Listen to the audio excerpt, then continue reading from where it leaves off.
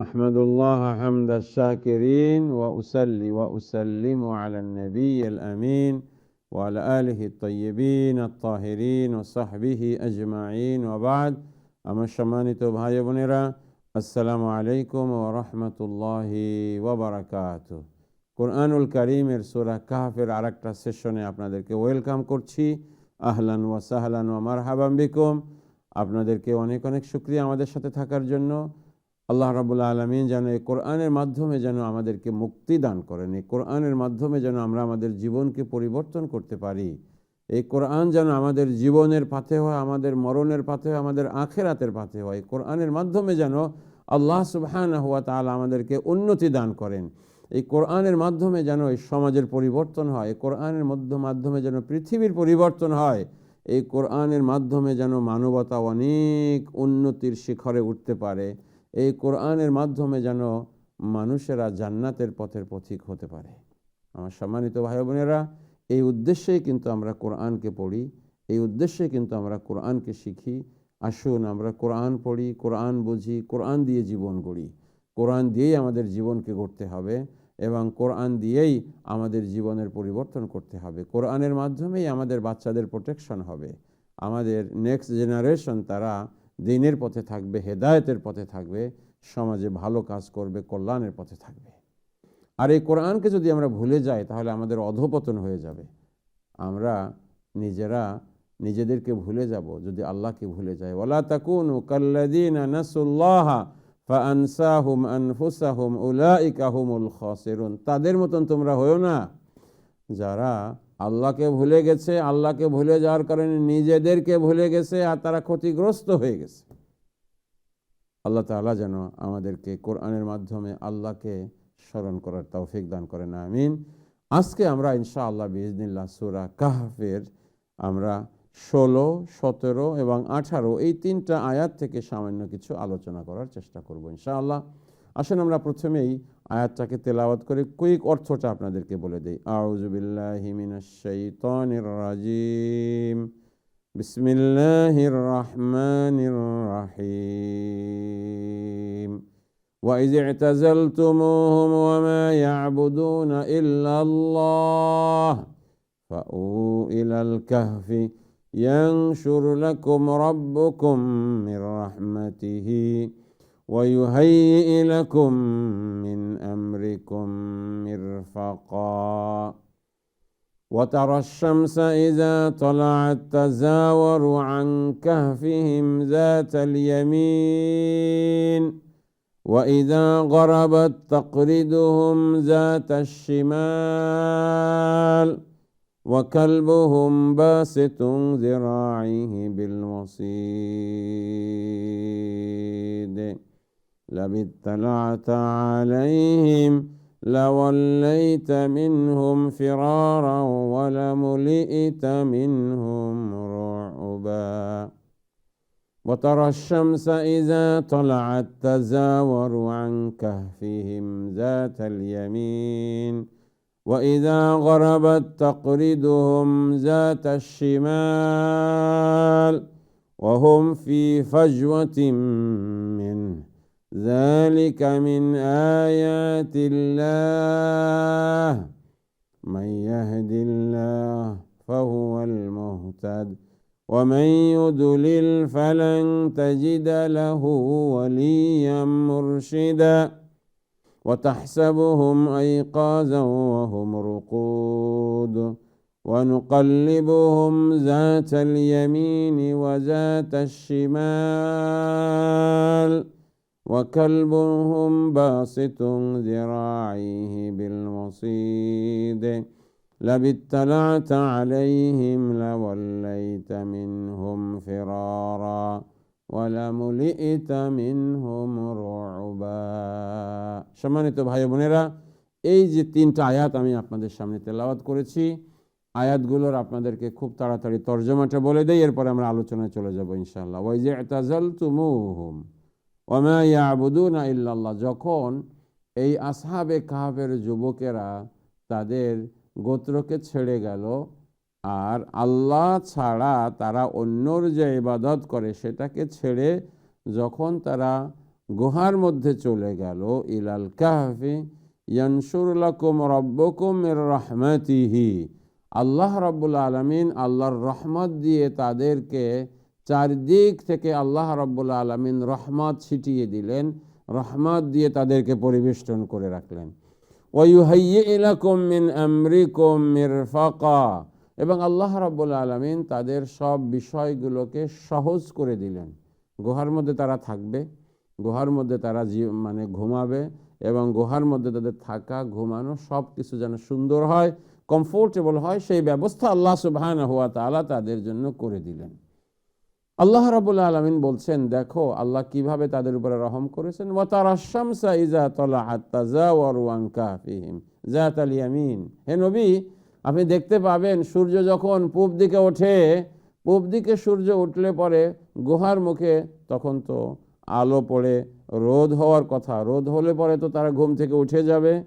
সূর্যটা গুহার মুখে রোদ না পড়ে একটু ডান দিকে ঘুরে যায়, যাতে করে যারা ঘুমিয়ে আসে ঘুমের কোনো ডিস্টার্ব না হয়। দেখেন আমরা রুমের মধ্যে ঘুমাই, যদি কার্টেনটা আপনার স্ট্রং না থাকে অথবা কার্টেনটা দেওয়া না থাকে, রোদ উঠে গেলে 8টা 9টার দিকে আর ঘুমানো যায় না, তখন আমরা ঘুম থেকে উঠে যাই। আল্লাহ রাব্বুল আলামিন তাদেরকে ছায়ার মধ্যে, অন্ধকারের মধ্যে রেখে দিলেন, সূর্যকে ঘুরাই দিলেন।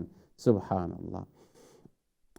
ওয়া ইযা গরাবাত তাকরিদুহুম যাতাশ শিমাল, আবার সূর্য যখন অস্ত যাবে তখনও তো তাদের গুহার মধ্যে এসে আলো পড়তে পারে, তখন বাম দিক থেকে আল্লাহ রাব্বুল আলামিন সূর্যটাকে ঘুরায় নিচ্ছেন, কারণ সূর্য তো আল্লাহর কথা শুনে চলে। সুবহানাল্লাহ, সুবহানাল্লাহি ওয়া বিহামদিহি।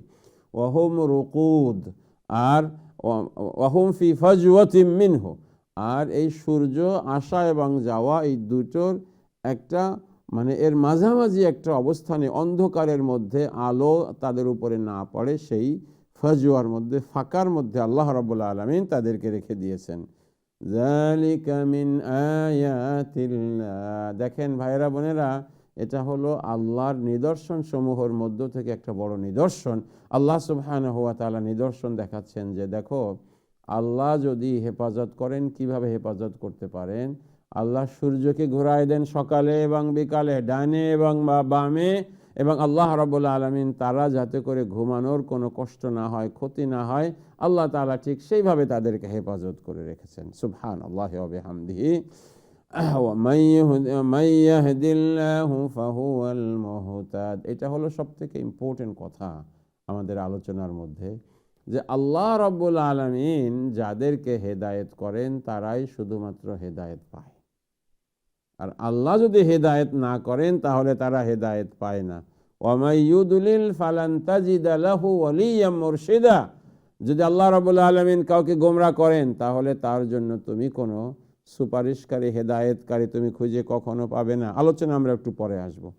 ওয়া তাহসাবুহুম আইকাযান ওয়া হুম রুকুদ, হে নবী আপনি হয়তো তাদেরকে দেখে মনে করতে পারেন, আল্লাহ নবী তো সরাসরি দেখতে যান নাই, আল্লাহ রাব্বুল আলামিন বর্ণনা করছেন, তুমি দেখে মনে করবে যে তারা তাহসাবুহুম আইকাযান, তারা হয়তো জেগে আছে, অর্থাৎ মনে হচ্ছে তাদের বডিগুলো ফ্রেশ আছে, হয়তোবা তারা চোখগুলো খোলা আছে, কিন্তু আসলে তারা কিন্তু জেগে নাই। অহম রুকুদ, তারা ঘুমিয়ে আছে, তারা ঘুমের অবস্থাতে আছে।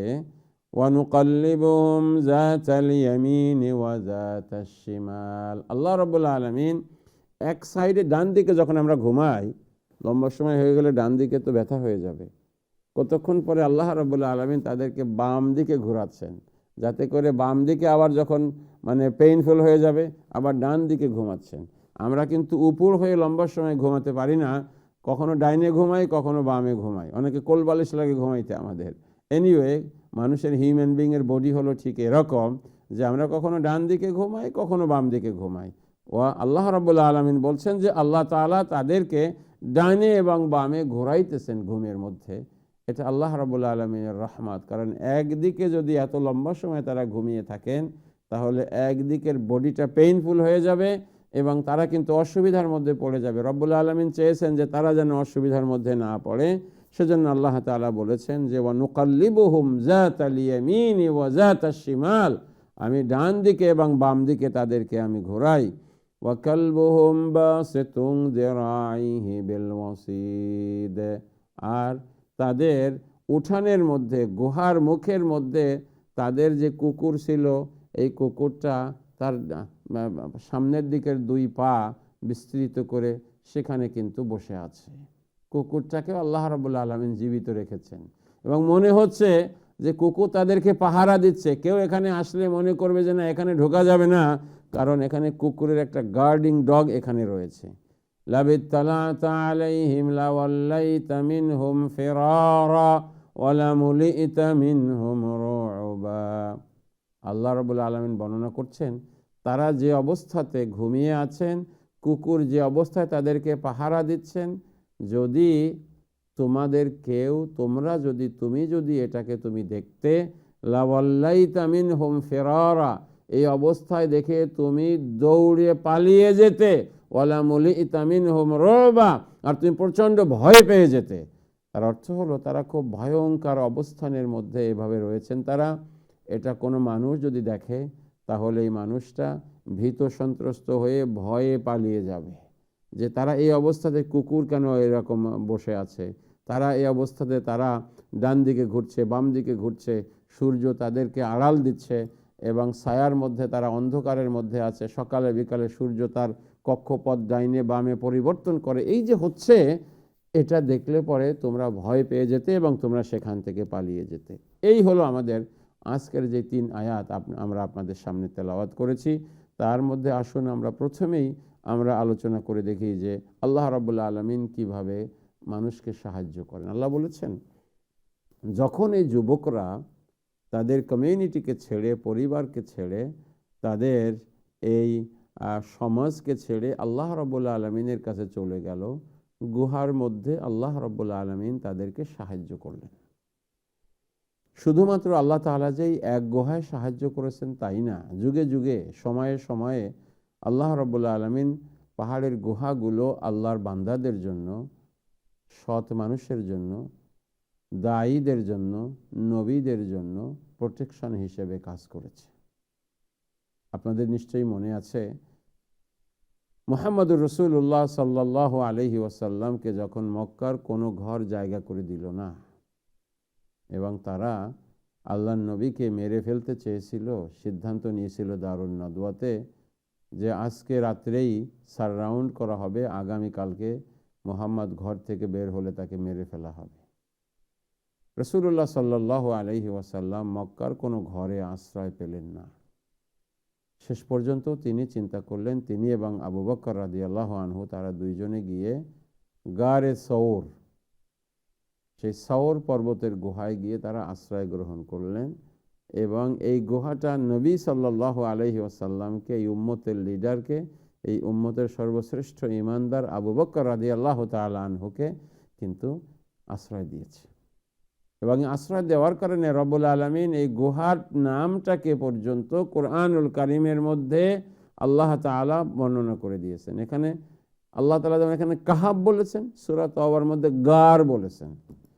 কাহাব মানেও যেমন গুহা, গার মানেও কিন্তু গুহা, যেমন আমরা বলি গারে সৌর, গারে হেরা বলি আমরা, ঠিক এরকম এখানে আল্লাহ রাব্বুল আলামিন সেখানে বলেছেন, ইল্লা তানসুরুহু ফাকাদ নাসারাহুল্লাহ ইজ আখরাজাহুল্লাযীনা কাফারু ইজ হুমা ফিল গার ইজ ইয়াকুলু লিসাহিবিহি লা তাহজান ইন্নাল্লাহা মা'ানা।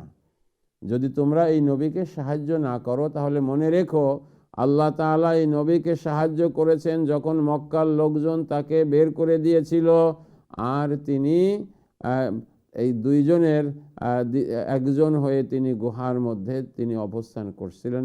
ইজ আখরাজাহুল্লাযীনা কাফারু সানিয়া ইসনাইনি ইজ হুমা ফিল গার, যে তিনি দুইজনের দ্বিতীয় হয়ে যখন গুহার মধ্যে অবস্থান করছিলেন তখন আল্লাহ তাআলা তাকে সাহায্য করেছেন। ঠিক, ইতিহাস রিপিটস ইটসেলফ, ইতিহাস পরিবর্তন হয়, ঘটনা একই ধরনের ঘটে, কিন্তু ওই এক আল্লাহই কিন্তু মুমিনদেরকে, মুসলমানদেরকে, ঈমানদারদেরকে আল্লাহ সাহায্য করেন। আল্লাহ রাব্বুল আলামিন আল্লাহর নবীকে এই গুহার মাধ্যমে আশ্রয় দিলেন। এই গুহার মুখে যারা 100 লাল উটের লোভ করেছিল তারাও কিন্তু এই গুহার মুখে গিয়ে হাজির হয়েছে। আবু বকর রাদিয়াল্লাহু তাআলা আনহু পেরেশান হয়ে বলেছেন, ইয়া রাসূলুল্লাহ, তাদের কেউ যদি তাদের একটু নিচের দিকে তাকায়, পায়ের দিকে তাকায়, আমাদেরকে দেখে বলবে, আল্লাহর নবী বললেন, আবু বকর লা তাহজান ইন্নাল্লাহা মা'ানা, আবু বকর চিন্তা করো না, রব্বুল আলামিন আমাদের সাথে রয়েছেন। মা যন্নুকুম বিসনাইনি ওয়াল্লাহু সালিসুহুমা, তোমার ওই দুইজনের ব্যাপারে কি ধারণা যাদের তৃতীয় রয়েছেন আল্লাহ সুবহানাহু ওয়া তাআলা।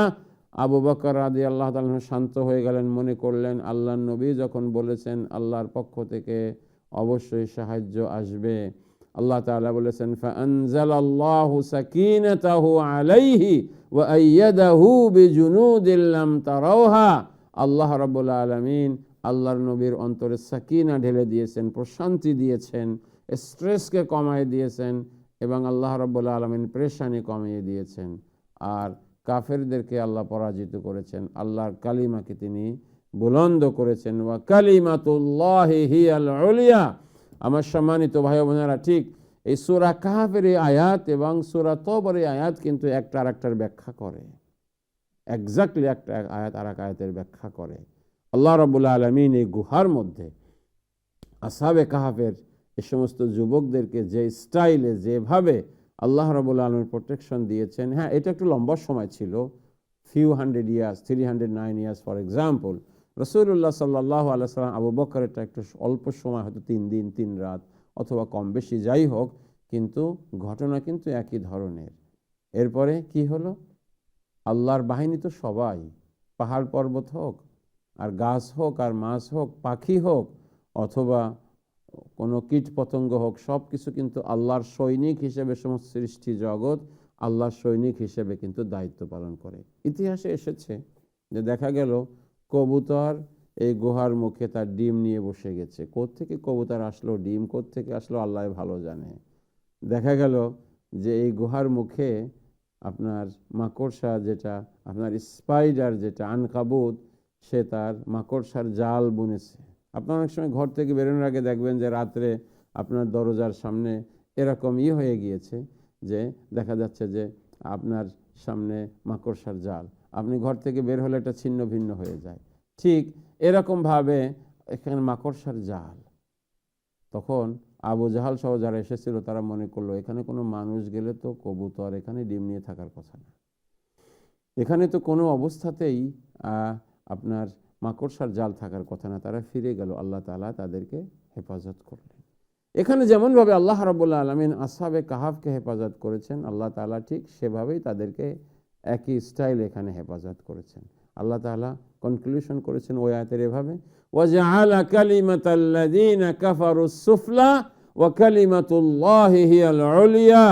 যারা কাফের, আল্লাহ রাব্বুল আলামিন তাদের কালিমাকে, তাদের কথাকে আল্লাহ রাব্বুল আলামিন ধূলিসাৎ করে দিলেন, তাদেরকে পরাজিত করলেন। যে পুরো মক্কার সবাই মিলেও একজন মানুষকে মারতে পারো নাই, কারণ রাখে আল্লাহ, মারে কে? ওয়া কালিমাতুল্লাহি হিয়াল উলিয়া। আর আল্লাহর ঝান্ডাকে আল্লাহ রাব্বুল আলামিন বুলন্দ করে দিয়েছেন। এই নবীকে মক্কা থেকে মদিনায় নিয়ে এই মদিনাতে তিনি ইসলামী রাষ্ট্রকে কায়েম করেছেন।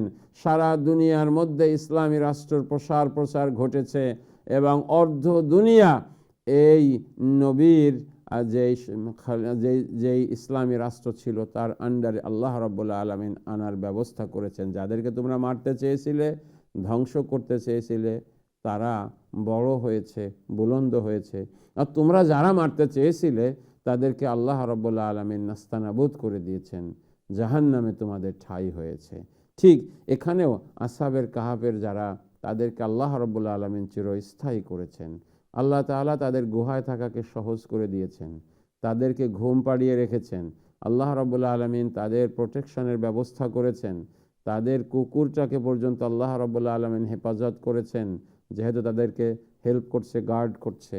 ঠিক অনুরূপভাবে কিয়ামত পর্যন্ত আমার ভাইয়েরা বোনেরা, যারা আল্লাহর জন্য কাজ করবে, নবীর জন্য কাজ করবে, দ্বীনের জন্য কাজ করবে, হয়তো দেখা মতে মনে হবে তারা অনেক বিপদে আছে, অসুবিধায় আছে, কিন্তু আল্লাহ রাব্বুল আলামিন এমনভাবে তাদেরকে সাহায্য করবেন, এমনভাবে আল্লাহ রাব্বুল আলামিন তাদেরকে প্রোটেকশন দিবেন, যেমনভাবে আল্লাহ সুবহানাহু ওয়া তাআলা আসহাবে কাহাফকে প্রোটেকশন দিয়েছেন, যেমনভাবে আল্লাহ রাব্বুল আলামিন নবী মুহাম্মদুর রাসূলুল্লাহ সাল্লাল্লাহু আলাইহি ওয়াসাল্লাম এবং আবু বকর রাদিয়াল্লাহু তাআলা আনহুকে প্রোটেকশন দিয়েছেন।